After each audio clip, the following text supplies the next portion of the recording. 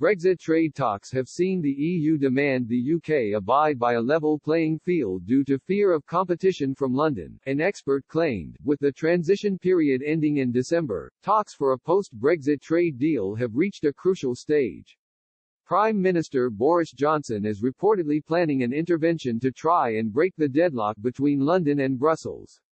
Reports suggest he will speak with European Commission President Ursula von der Leyen to accelerate talks and reach an agreement on fisheries, regulation and the Irish border.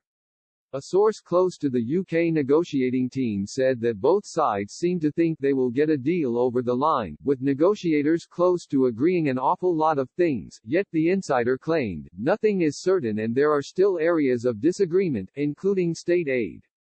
They added, according to the Telegraph, we are not in the final moments yet but this week will see the start of the final push. I would expect that at some point this week the Prime Minister or Ursula von der Leyen will have to make an intervention.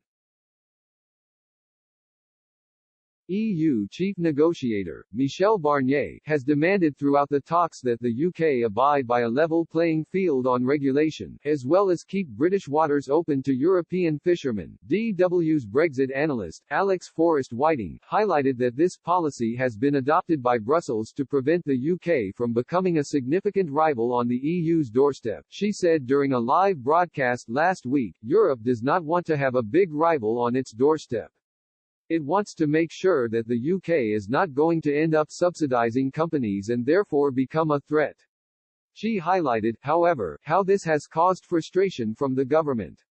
Ms. Forrest-Whiting added, the UK is saying, look, we need to be able to set our own rules. This was a concern raised by Conservative MP and Brexiteer, Andrew Bridgen, who told Express.co.uk that the EU's demands could not be met. The MP for North West Leicestershire said, ultimately what the EU's demands are, given we are now a sovereign nation, accepting EU regulations, rights to fishing grounds and the European Court of Justice to rule over the agreement of our future relationship. They are not demands that any independent country that hasn't lost a war would agree to. Mr. Bridgen also argued that the demands were unreasonable. A key issue in the talks has also been the border on the island of Ireland. Mr. Johnson attempted to override the withdrawal agreement earlier this year by seeking to modify the pact with the EU.